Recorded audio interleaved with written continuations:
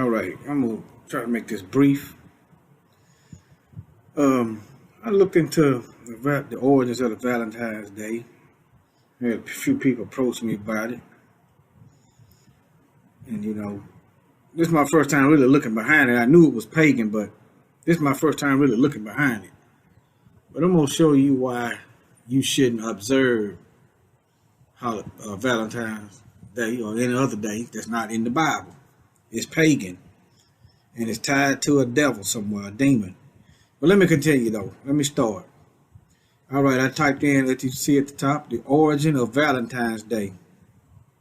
Okay? And then type that in, origin of Valentine's Day. And then you'll see right here what I have. The holiday has origins in the Roman festival of Lupercalia. That's another word you could type in. You can type that word in and get a little bit more information. But I'm going to try to keep this brief. Held in mid-February. When is Valentine's Day?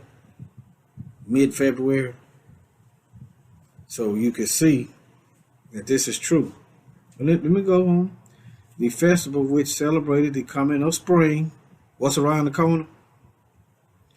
Included fertility rites and the pairing off of women with men by lottery, not by marriage. They didn't say she was willing. None of that. Let me continue though. At the end of the 5th century, Pope Gelasius first replaced Lupercalia with St. Valentine's Day. Let me see what goes on. Let's see here. Okay.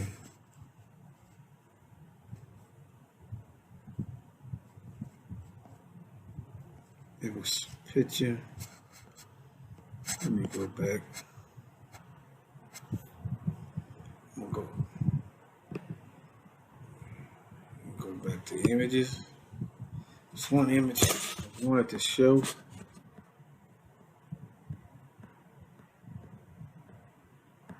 Here it is.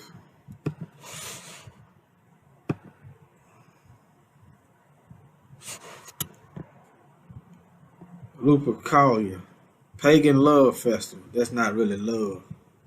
Sexual orgies. What love got to do with it? Fornication. What love got to do with it? Adultery. I just read earlier that the women were paired off with the men. Think about somebody married being paired off. They putting the names and drawing names. Lust, sex with minors, drunkenness, fertility goddess. Keep that in mind, fertility goddess. What's coming up? Easter, Ishtar, and then homosexuality. All right, let me close this out. Let me see here. Here's an article at NPR. The Dark Origins of Valentine's Day. Valentine's Day is a time to celebrate romance and love, which is a lie. I just gave you the origin of it, what they was doing. But the origins of the festival of candy and cupids is actually dark, bloody, and a bit muddled. And they said the origin now. The beginning of this festival is dark and bloody. You cannot take something that's built on wickedness, clean it up, and then think the Most High is okay with it. It doesn't work like that. A good tree produces good fruit, and an evil tree produces bad fruit. Now, how many people are going to go out here and do something against Scripture? All right, let me continue, though. Then I'm reading right here. It says, those wild and crazy Romans. From February 13th to 15th, the Romans celebrate the Feast of Lupercalia. The men sacrificed a goat and a dog, then whipped women with the hides of the animal they had just slain. The Roman romantics were drunk. They were naked, says Noah Linsky, a historian at the University of Colorado at Boulder. Young women would actually line up for the men to hit them. Linsky says they believed this would make them fertile. Okay, moving on. All right, the brute. Notice it said brutal. Let me give you another synonym for brutal. Barbaric. Feat included a matchmaking lottery, a lottery in which young men drew the names of women from a jar.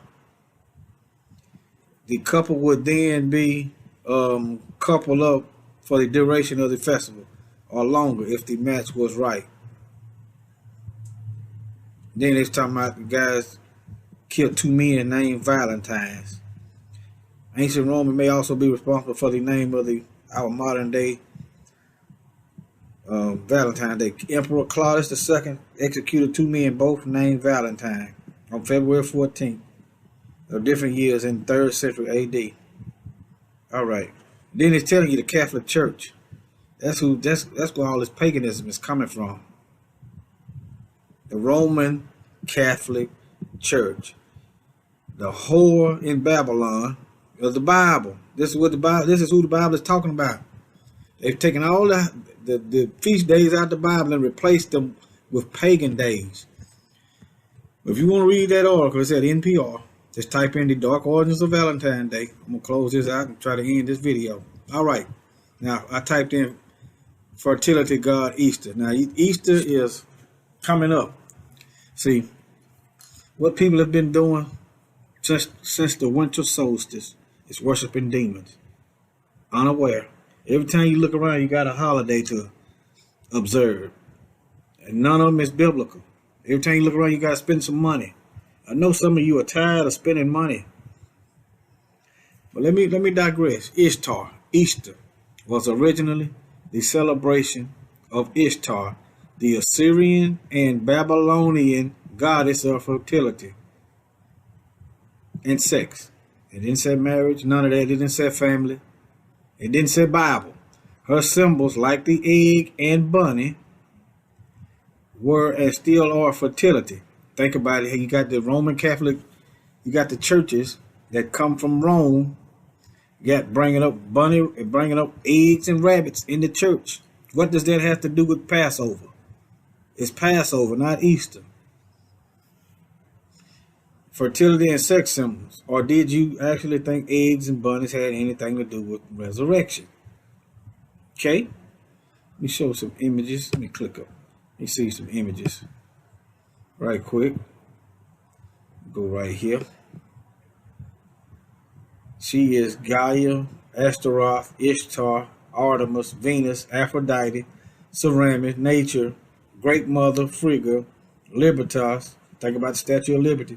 All right, Estar, Durga. You can type this. I just looked at this, Estar, on the Wikipedia. These are all the name Queen of Heaven. The Bible talks about the Queen of Heaven. Look at the eggs. Let me go back one. I saw a rabbit and eggs on one. Look right here. The eggs. Where do you think the eggs and the rabbits come from? Let me go back twice. One more right here. You see the rabbit? This is a lie in the church house. The house is supposed to be a house of truth. Where in the world do you get a rabbit laying eggs from? It comes from the paganism, the Romans. Okay? You're going to do your own research on this. None of this stuff is in the Bible. How did it go from Passover in the book of Exodus to Ishtar? And I know Easter is a mistranslation in the Bible. You have to look up the word, what was written in the scriptures and how they translate it. Now let me move on. See what else. That's it for now. I just want y'all to wake up and see what's going on. Now, I'm not going to call nobody silly. Or just don't take offense to it. Don't take offense to it. Okay?